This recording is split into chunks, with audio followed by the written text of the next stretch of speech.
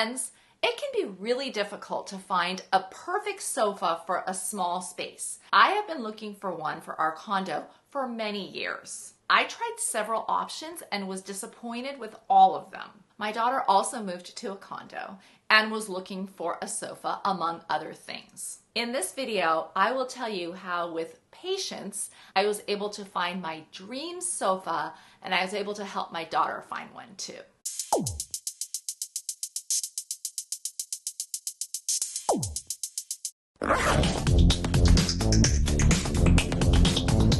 Welcome to the Dress Up Mom. If you're already a subscriber, thank you, and I love you. If you haven't subscribed, please do, and tap the bell for notifications. My husband Doug and I live in a 1,000-square-foot condo, which we love. It is perfectly located, and we were able to completely remodel it about 4 years ago. I tend to favor mid-century modern decor, but I like to mix things up for a really eclectic look. Most of my pieces are vintage and in really good condition. Many of them also have a special story or something that is meaningful associated with them. We spend a lot of time in our living room and on our sofa.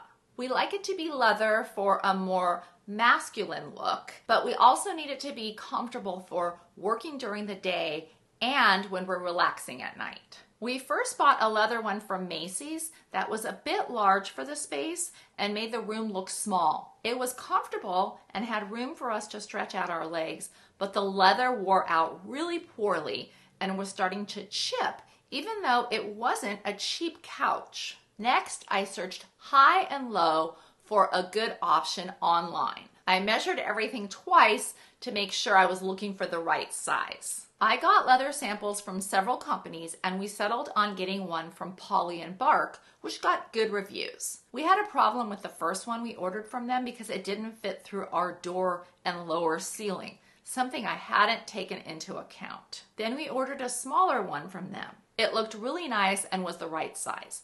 The problem was that it was not comfortable and didn't seem to be well made. The foam on it was hard, and it hurt to sit on it for a long time. It also didn't have somewhere for us to put up our feet at night when we were relaxing.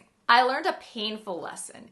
You really do need to sit on these pieces to gauge whether they're comfortable, the right size, and the right color. I really think it's hard to buy these online without sitting on them first. At this point, I was determined to get a vintage sofa for our space, one that was in pristine condition, because I like that kind of thing. And also, I'm convinced, in my opinion, that they're made so much better than what's currently out there.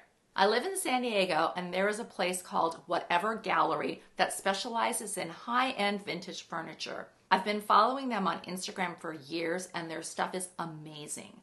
Noah and Nate find the best vintage pieces and then fix them up so they're in pristine condition.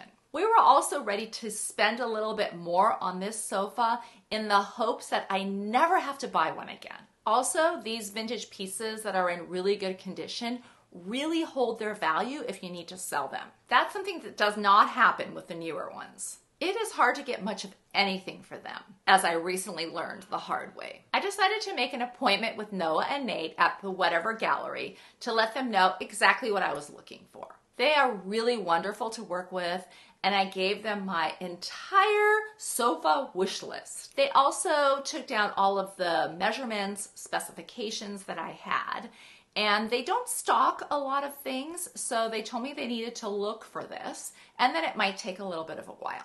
That's okay. I really had faith that they would find me the perfect thing. And they did. It took about 6 months. As soon as they sent me pictures of this vintage Michel Ducaroy for Ligne Roset sofa they newly reupholstered in thick brown leather, I fell in love. The only problem was that there wasn't anywhere for us to rest our feet at night when we were watching TV. It just so happened that Noah and Nate had a vintage Togo Ottoman that was the exact right size that they could reupholster in the same leather as the sofa. Before committing, I knew I had to go and sit on the sofa, put my feet on the ottoman, make sure everything was super comfortable, the right size, and the right color. To my delight, it is beyond comfy, and with the ottoman, you could literally spend all day on this piece.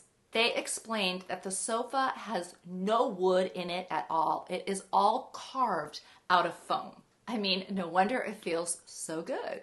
I knew the size would be spot on and the right proportion for the room. Also, because it is lower to the ground, it actually makes the room look bigger and the ceilings taller. I was sold. Now I knew I needed a coffee table that was the right size, and of course, whatever gallery had the perfect choice. Look how amazing this is.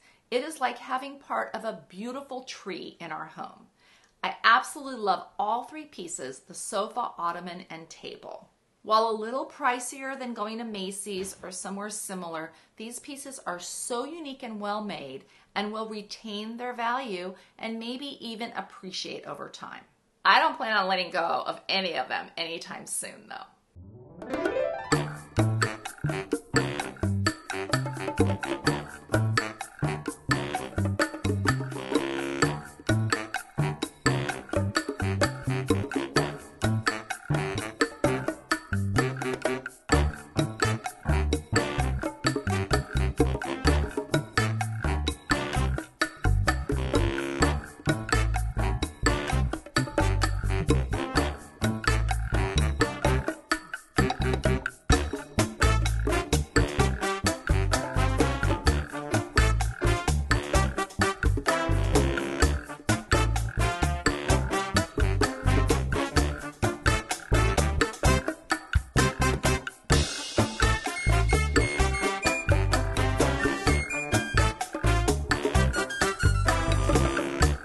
My daughter bought an adorable condo, also about 1,000 square feet, and she asked for my help in decorating it. That made me very happy. She had a few nice pieces that she wanted to keep and incorporate into the decor, but she really needed to buy the majority of her furniture. She was open to going the resale route as much as possible, which was music to my ears. She knew she needed the right sofa, so she measured and researched and placed an order online. I was worried about this because of the issue I had with buying online and not being able to see it and sit on it. It was also a bit expensive considering the overall budget that she had and what she wanted to spend on everything. That weekend, I went to one of my favorite furniture resale shops, Consignment Classics in San Diego. I spotted a sofa that I thought would be the right size and color and sat on it. Super comfy, well made, and in really good shape. Also a great price, less than a quarter of what she was going to spend on a new one. I called her so that she could come and take a look, and she was sold. There were a few light marks on the upholstery, which is an easy fix. A good carpet cleaner can also clean upholstery, which is usually a good idea if you're buying resale because it will really kind of spruce it up, freshen it up, and make it good as new. She had the used sofa delivered that very day, and it was the perfect size and color for her space. Luckily, she was able to cancel that online order before it was even delivered, so she didn't have to send it back or anything. Now we had a whole bunch of extra money that she was going to spend on that new sofa that we could spend on furnishing everything else. I applied the learnings from our condo redo. We did a mix of vintage, resale, handmade from Etsy, and new, mostly from Home Goods. And we are both really pleased with how it turned out. When she had her housewarming party for her friends, they also loved it and asked if she had used an interior decorator. Well, I mean, that made me feel really good. Wow. Welcome to Wow. my home. Wow. Look at this, huh? That's amazing. Are you also a vintage sofa fan? I would love to hear your stories of finding your dream sofa or your struggles if you're not quite there yet. Please leave that in the comments below. Thank you so much for watching. I really appreciate it. Until next time, have fun and dress it up a little.